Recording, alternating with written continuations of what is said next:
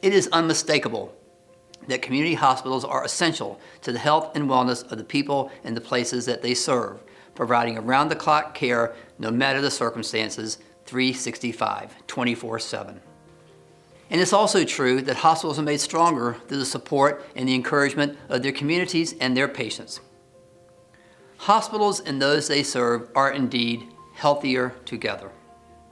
Over the past 2 weeks, Valley Health entered into yet another phase of our battle against COVID-19 with the phased reopening of our diagnostic and procedural areas. In accordance with guidelines established by the governors of Virginia and West Virginia and CDC, we have developed and are implementing a multi-phased service resumption plan and have begun expanding services to patients with identified needs in a way that is both intentional and responsible. As of this week, we have expanded access to diagnostic services at all 6 of our community-based hospitals, and access to procedural services have been restarted at 4 of our hospitals. A physician-led steering committee is providing oversight to prioritize procedures based upon patients' clinical needs, and we hope to continue to expand both the types and locations where services and procedures are being provided in the coming weeks. As part of our plan, we are keeping a very watchful eye on a number of very critical variables. And if at any time circumstances warrant, we are prepared to press the pause button and reevaluate our situation to ensure we provide safe care. While it's understandable that some patients may be reluctant to seek care inside a hospital or any healthcare setting, I want to reassure you of the numerous safeguards we have put into place to protect patients and staff.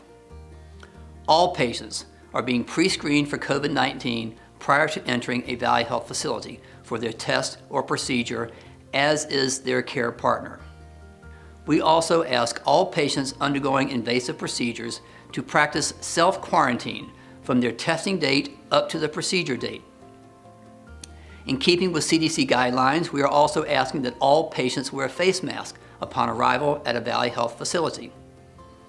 Authorized visitors and essential care partners also are expected to wear a face covering or a mask. Clearly, we encourage patients to bring their own face masks to help preserve our own supply of personal protective equipment and to remind them that it's important to wear face masks even outside the hospital. Furthermore, all Valley Health employees are required to wear a face mask, including when providing patient care within 6 feet of others and when conducting business outside in the community. As a further precaution, we are asking every employee to perform a daily wellness check that assesses fever and other symptoms, again, to keep our coworkers and our patients safe.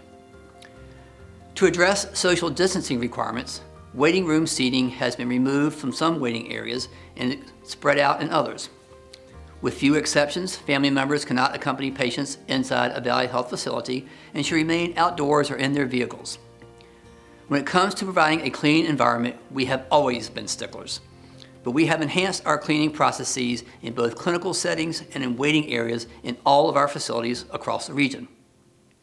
We are also providing more time between procedures to allow more thorough cleaning, and we are scheduling a fewer number of patients to minimize the number of persons within diagnostic and procedural areas. We've taken all of these measures as well as many other behind-the-scene efforts so that patients and our staff feel comfortable in the care we provide and in their own health and safety.